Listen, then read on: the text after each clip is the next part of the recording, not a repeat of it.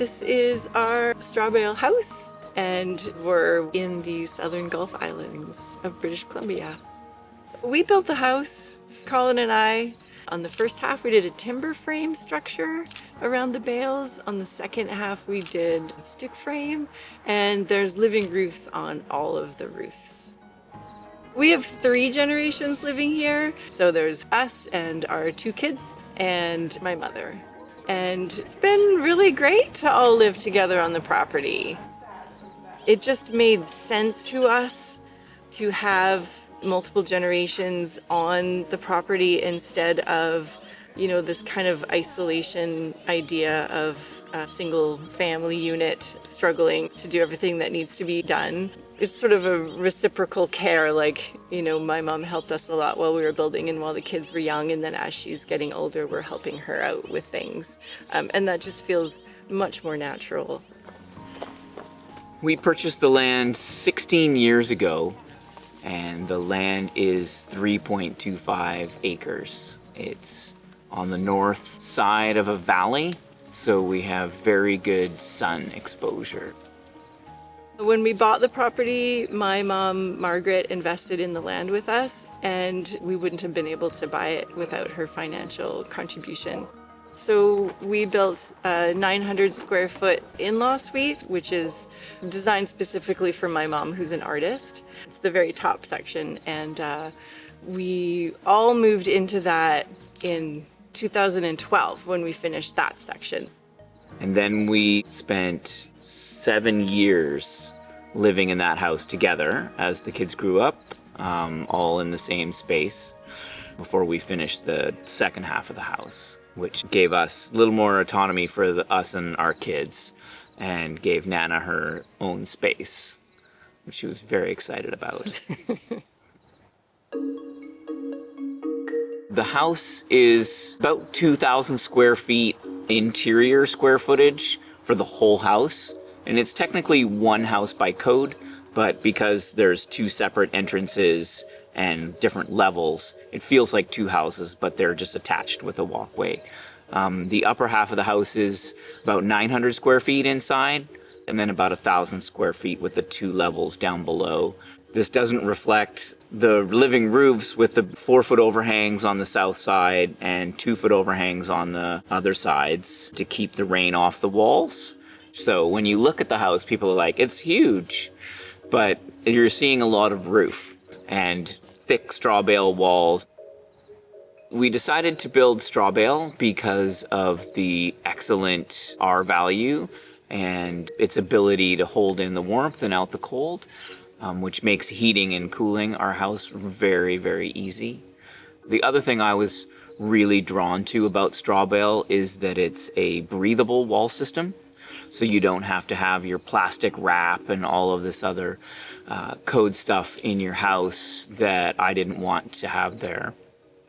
And it also allowed us to use a lot of local and natural materials.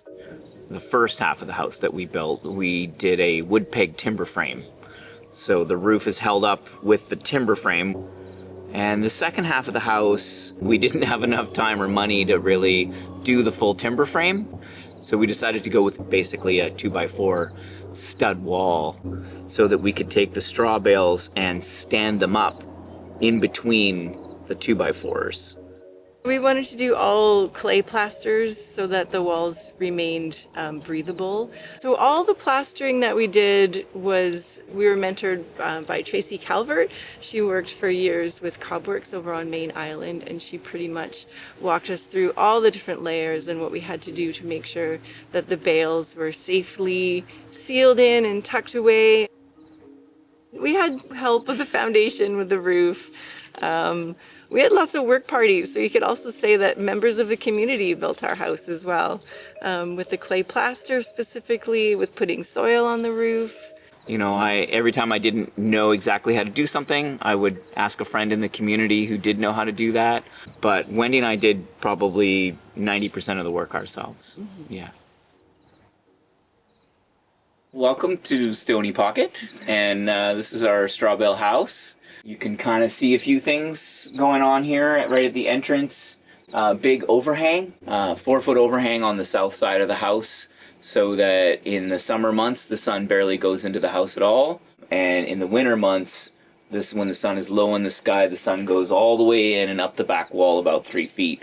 So we really get the benefit of the passive solar. And the house stays cool in summer and warms up nicely in the winter. And you can kind of see the walls, straw bale walls, and we've used layers of clay plaster, and then we recently finished it with a lime plaster. Yeah, this is a lime plaster. It's about 1/8 of an inch thick, just over top of the clay. And we did a lot of color samples to try and get the colors that we were interested in, sort of picked from the colors of the arbutus trees around the island. This is the mudroom. We made it a separate entrance room so that we can close this door specifically in the winter and keep this as a unheated space. So there's lots of places for jackets and boots and hats and everything that you need to take off when you come in. So the lower story is basically the living area. Kind of come through the mudroom straight into the kitchen, and then it opens up into dining nook and living area, and the staircase goes up to the bedrooms and the bathroom. The kitchen we designed to be all open with the main room so that we can pass things back and forth and, socialize with the family while in the kitchen and in the living area. So it's all one big room.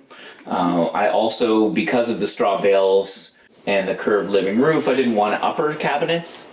So we designed the kitchen to have a big pantry. We took the fridge and set it into the wall so that you don't hear the sound of the fridge cycling on and off. It also helps with the insulation. And it sits back into the room, and behind here is a utility room, which has the hot water and our heat pump in-floor heating system. And the countertops were super fun. Made them out of concrete. I took blue gin bottles from the recycling center and I smashed them all up. And then we sprinkled the glass all around the countertop to give a hint of blue that we have, you can kind of see in the walls. And so it turned out really, really well. We're really happy, and it's super durable. The floor in the whole lower half of the house is Mexican tile.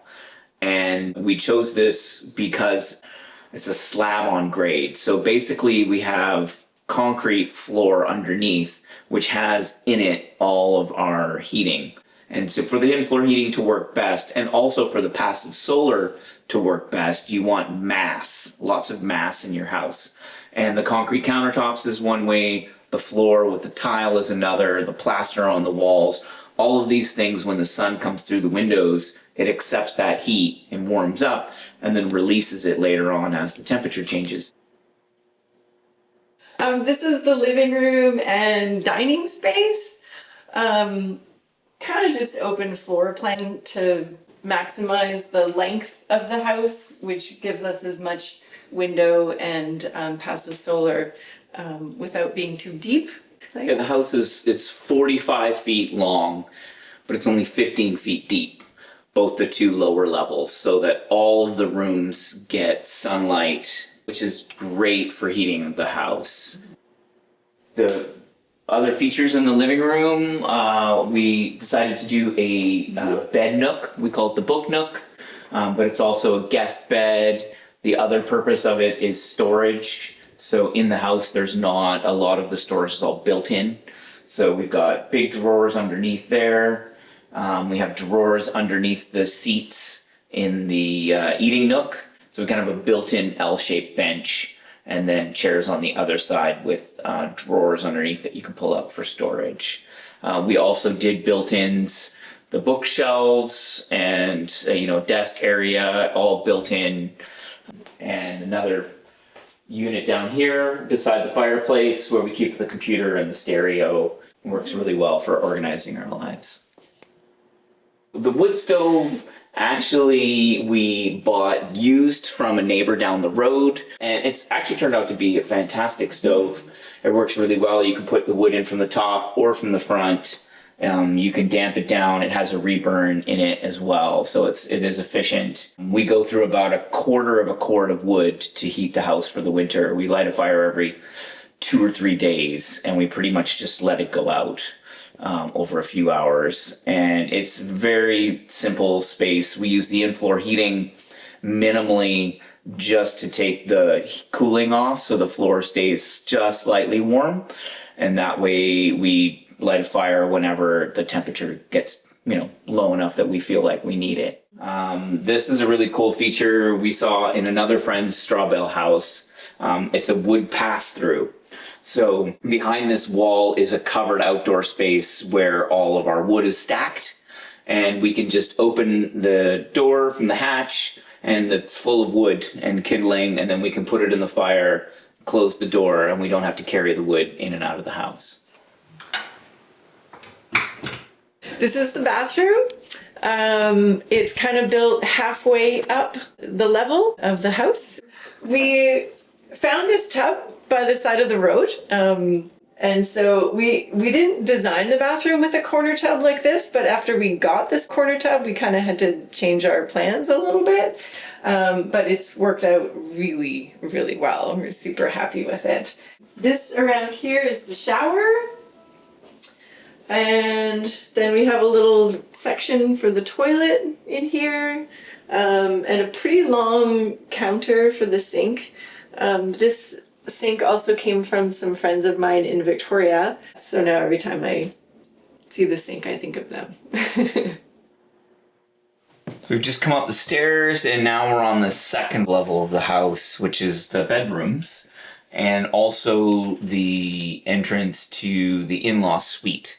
So off to the right here, we've got basically a covered walkway that goes through to another set of stairs that go up into the in-law suite. And then on this side, as we come through, we have a large room. It was a shared bedroom for our 2 kids when they were younger. And we're gonna go into the master bedroom. This room, it's probably 8 feet wide and 15 feet deep. Everything's built in, the bed's built in, again, drawers underneath the bed for storage, built-in cabinets, and storage for all of our clothing and stuff like that. And a window that we can get out onto the roof when we want to go outside too. Hi, I'm Margaret, and I'm part of the family that have appeared in this beautiful spot.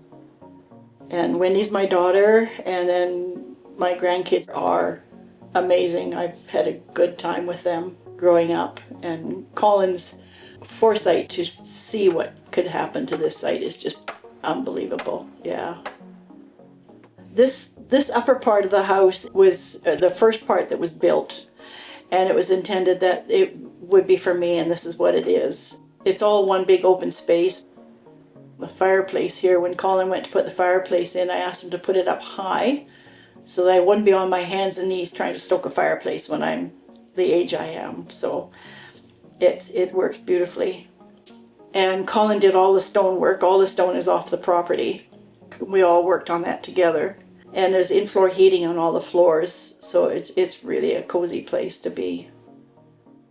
The kitchen is like a galley kitchen on a sailboat. It's easy to work in. And on the other side is the sleeping area. And the dining room used to have a nook in it, but when they moved, I had the nook pulled out and I brought out my dining room table. And right in the middle of it all is this fantastic shower made out of pop cans in a circle, and it was the only way we could fit it into the design of the house. So the bathroom is very narrow, but the shower is just amazing. And then you walk through a door on, if you're facing the shower, the door on the right leads to the studio and the entrance, the mudroom entrance. 5 of us lived in here for about 8 years. We all shared the space, and it got a little bit crowded, but it was fun. It was fun living with them all. But now we have our separate spaces. We're not on top of each other like we used to be. We do get along, and there's never any real challenges. I was for a while helping out with the gardening and baking and cooking. And then it was always sort of the the in-house nanny. I've had the most enjoyment watching their life unfold. I'm retired. I had always wanted to be an artist, so I finally got back into doing what I wanted to do. I never thought I would ever see the day that I would live in a place that I thought was a dream. It's just the most comfortable, coziest place. It's really amazing.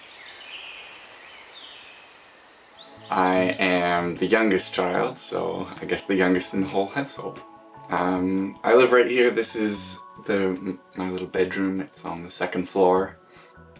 I remember when I was a kid, a lot of my birthday parties, we'd invite families over with all my friends, all the kids stomping around in the clay plaster to mix up the cob before lathering on the walls. And it was always a big community gathering. It was really fun to help put together the house in that way. Growing up in a multi-generational home is really cool. I really enjoyed it as a kid because it meant that there was always another person there that wasn't just my parents, who I could go and hang out with and learn from and be inspired by. Creativity, especially since Nana's such an artist. I don't think we had too many big challenges. I mean, the kitchen upstairs is pretty small, so that was a challenge. But I just thoroughly enjoyed it. I mean, we made a small space work for a long time, and that's just because we made space for each other and let each other have time and listen to each other. I'm studying music, but I come back here for the summers, and it's such a beautiful place to return to. So I hope to be a musician and a producer and just make art, because that's what I feel really inspired to do. Behind me here is my little studio setup. So I've been writing away, working on my second album. So I'm excited. I'm a daughter and a granddaughter and a sibling in the family here. It's been really nice to grow up in a multi-generational home. We've had my grandma or Nana living with us. I really enjoyed my Nana's teaching us art and cooking, and the talent she has that she's able to pass down through living with us have made a huge impact on me. Once the second half of the house was done, I was actually working with my mum doing natural plastering with our friend Tracy, who taught us. So that was really rewarding to actually have a really meaningful role in completing the house. So I live in this little cabin on the property. It's got a little bed, it's got a little kitchen, 2-burner propane stove, and a little sink, and then it's got outdoor shower, and there's a little outhouse up the trail. I'm studying music right now. Before I was doing that, I was just working on the island doing gardening and landscaping, and I'm hopefully be here in between going to school.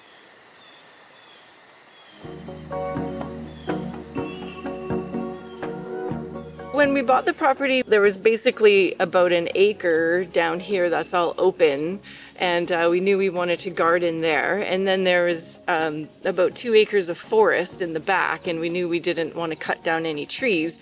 And there's a spring on the property that just comes right out of the bedrock. So the first thing we did was actually dig the pond. And that was a real central thing in the yard because it's about 50 feet across. So we wanted everything to go around that, including the house. And we have so much fruit on the little farm area here, and so we need to process it. And having help with that, the kids, everyone puts in on that when they're around. Anna loves making jam and blackberry pie and those kind of things, and so that's obviously amazing. We paid $270,000 for the raw land, and we were building on a line of credit. So we would borrow the money, build for a while, I would go back to work for a while, and then we did that back and forth. So when we finished the house, we didn't actually owe very much money, which was really nice. I think we figured it was about $80,000 to build the first half of the house. After that, my cob woodworking shop was about 20 grand to build. And then the second half of the house was quite a bit more because during COVID, building costs went through the roof. Yeah. And that doesn't include any labor fees that would have been Colin and I's. I started a blog online called Inspirational Village, and it was mostly a documentation on building the house. There's a lot of information on there about plastering methods, about straw bale methods, about how we constructed the roof. I really wanted to make it hopefully a useful resource for people who wanted to also build in the same way. I am a artist and woodworker. So as soon as we finished the first half of the house, I really needed to build my own woodworking shop so that I could ramp my business up again and start, paying for the first half of the house. So I chose to build a cob studio. It's about 450 square feet, so it's not very big. And then I split all of the shakes for the roof from driftwood that I'd found on the beach and put those up to make the roof undulate around as well. This is my woodworking studio, and as you can see, I've got a lot of sculptures out. I'm just about to do an art show. All of this is found reclaimed driftwood from the beach that's carved I use a froe. This is my froe over here, and a mallet. And that's kind of my main tool for splitting the wood. I make funky furniture and sculptures and custom signs, every piece being unique because it's all hand split. So it's a great way to have a more sustainable business that I'm recycling, reclaiming. It's been fabulous work to do here on the islands. My secondary job is I am also an audio engineer. So I mix most of the concerts that happen on island. I also travel off island to do sound at festivals. The kids got to grow up going to concerts and being a part of the music scene, which has been actually fun because they both have turned out to be musicians themselves.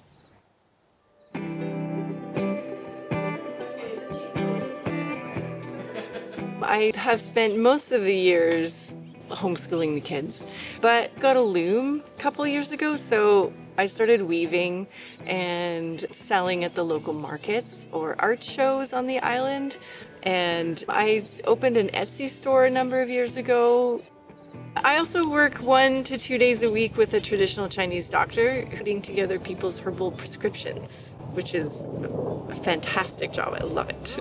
I love working with the plant medicine. We also have a band. It's actually our whole family, plus our friend down the road who writes all the songs, plus a drummer.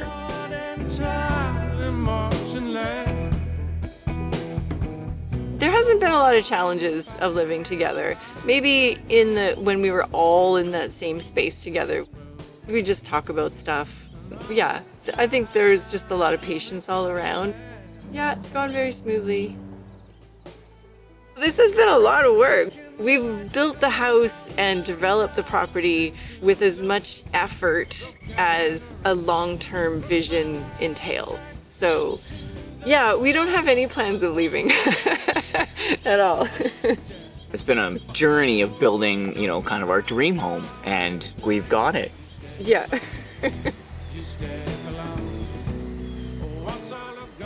Subscribe to Exploring Alternatives, and please share this video if you liked it. If you want to follow Colin, Wendi, and their family, we'll put links to their social media and websites in the description of this video. Thanks for watching.